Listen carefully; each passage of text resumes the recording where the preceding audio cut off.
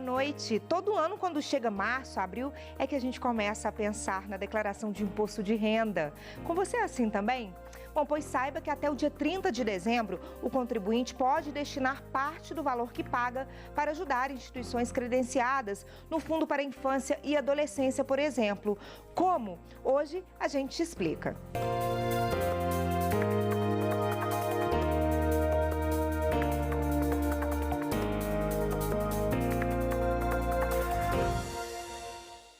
Nossa convidada de hoje é Daniela Balbina, contadora e professora da Fundação Dom Cabral. Boa noite para você, Daniela, tudo bem?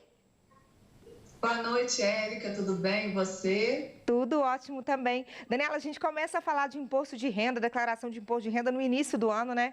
E aí, quando a gente vai pensar nisso só no início do ano, a gente perde essa oportunidade de ajudar instituições.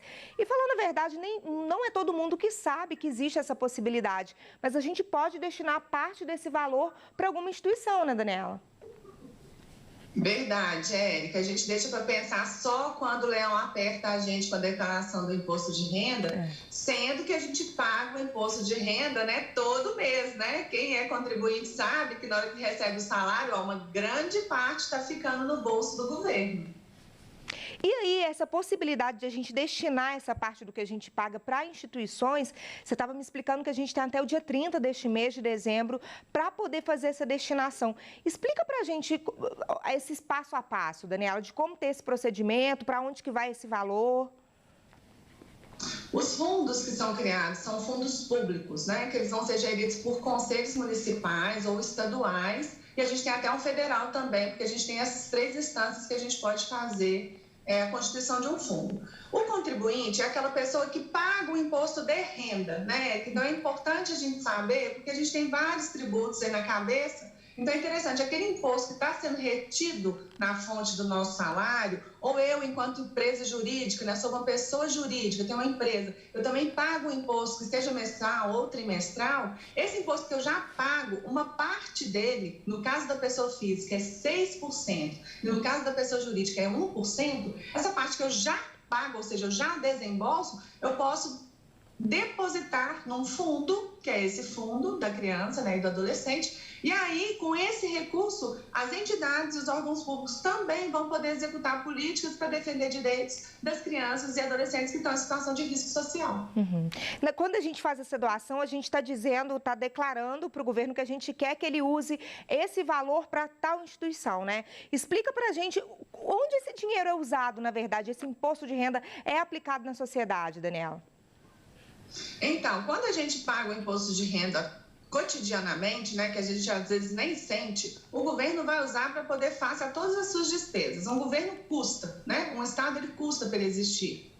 E as entidades, elas são entidades sem finalidade lucrativa, que elas não geram dinheiro, elas não são empresas, né? Então elas não prestam serviço nem vendem produtos. Elas fazem assistência, elas fazem educação, elas fazem a saúde, a cultura, o lazer, o esporte para as crianças e os adolescentes. Ela precisa que o dinheiro seja injetado nela, né? E o fundo é uma forma que o contribuinte tem de fazer, porque, Érica, ele já paga esse recurso, então ele vai falar assim, olha, parte desse recurso, governo, eu quero que você coloque aqui em Belo Horizonte, porque aqui em Belo Horizonte tem uma instituição, por exemplo, que chama Crepúsculo, que é a única que a gente tem em BH, que faz assistência para a criança e adolescente que é deficiente, seja qualquer deficiência que ele tenha, ela precisa desse recurso. Então, ela vai fazer o que com esse recurso? Ela vai trazer para ele fisioterapia, ela vai trazer para ele educação, ela vai trazer para ele cultura, ela vai trazer para ele condições de comprar, às vezes, uma cadeira especial que ele precisa, dar um transporte que ele precisa também especial e, quem sabe, até ingressar esse jovem no mercado de trabalho.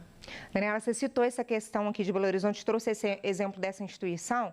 A gente estava conversando antes de começar aqui o programa sobre o potencial de doação aqui da capital de Belo Horizonte, por exemplo, que do ano passado foi de 1% só, é muito pouco, né?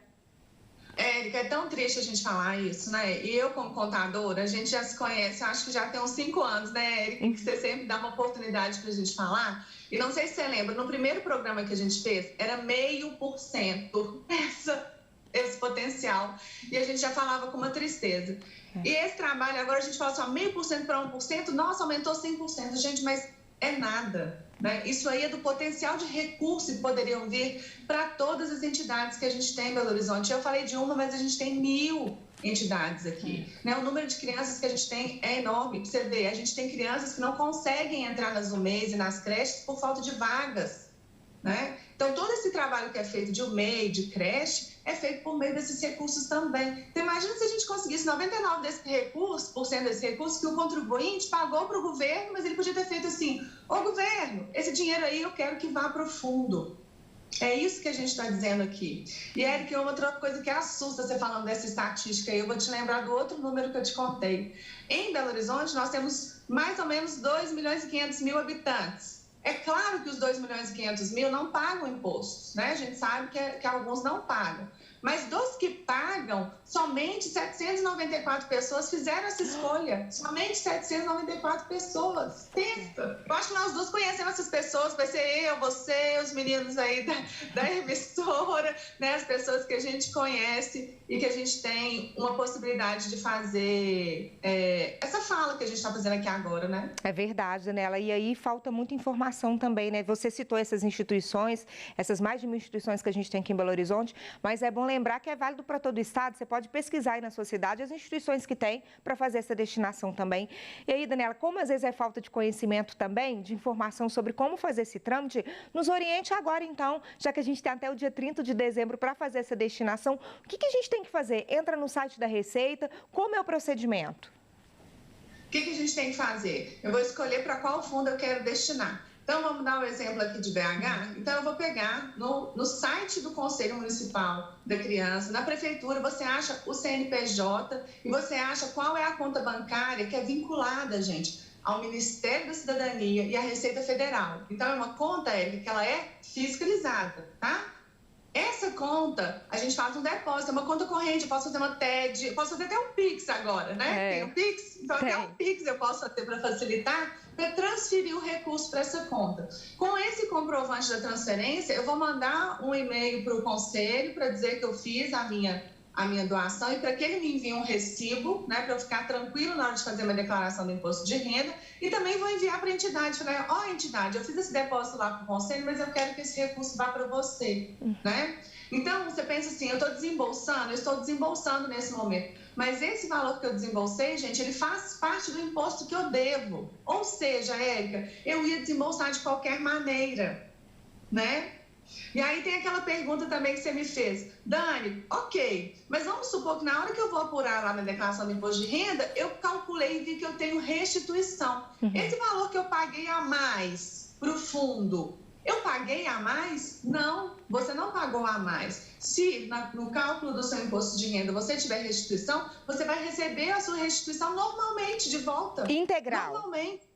Integral. Então, o fato de eu ter feito uma destinação para o fundo não vai reduzir o valor da minha destinação, sabe, Érica? Então, a gente tem que entender: eu já vou ter que desembolsar esse dinheiro, gente, o dinheiro vai para o governo de qualquer jeito, né? Mesmo que eu não pague o imposto, chegou lá na minha declaração do imposto de renda, passei apertado, vou ter que parcelar. Então, por que é importante também fazer agora? Porque se lá em abril ou em junho que a gente for fazer a declaração, a gente tiver que parcelar, eu já paguei antes, então eu garanti o recurso para a entidade, e aí eu vou poder parcelar até de 6 vezes, e lá na minha declaração, no momento do ajuste, no ano seguinte, eu não posso mais parcelar se eu fizer a destinação. Então, é hora de fazer agora, né? E para a pessoa jurídica, Érica, aproveitando esse minutinho que você está me dando, para a pessoa jurídica, então, nem na declaração de ajuste tem como ser feito. A pessoa jurídica só pode fazer durante o ano corrente. Então, a pessoa jurídica, a empresa,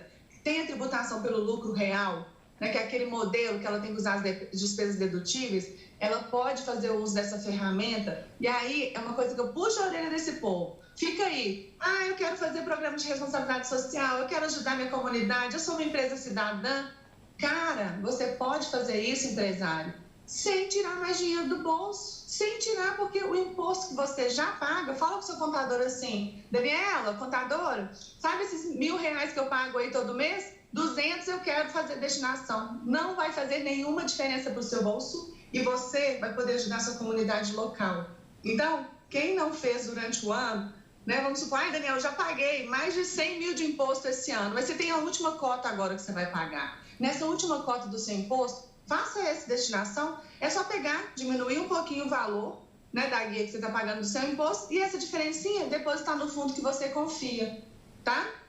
Ok, dá para todo mundo, pessoa física e jurídica fazer então. Daniela, só para ver se eu compreendi corretamente.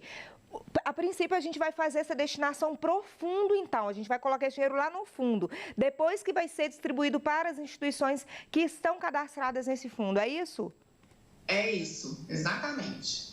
E aí lembrando que o conselho ele é fiscalizado tanto por esse órgão colegiado que administra o conselho, que ele é parte da sociedade, parte do estado ou do município que for, e ele ainda é fiscalizado pelo Ministério Público e pela Receita Federal. Porque se a gente tiver qualquer pendência, se eu tiver o não pagamento de uma taxa bancária, uma parte burocrática, um cadastro incorreto, qualquer questão, esse fundo ele fica fechado. Tá? Esse fundo fica com o dinheiro guardado, porque a gente tem que lembrar que é recurso público, né? O nosso tributo ele é um recurso público, então ele tem uma série de requisitos para poder ser trabalhado. Então é um recurso que está sendo gerido, guardado e fiscalizado. Ok. Daniela, queria te agradecer mais uma vez, sempre muito parceira aqui da gente na Rede Minas. Muito obrigada, viu?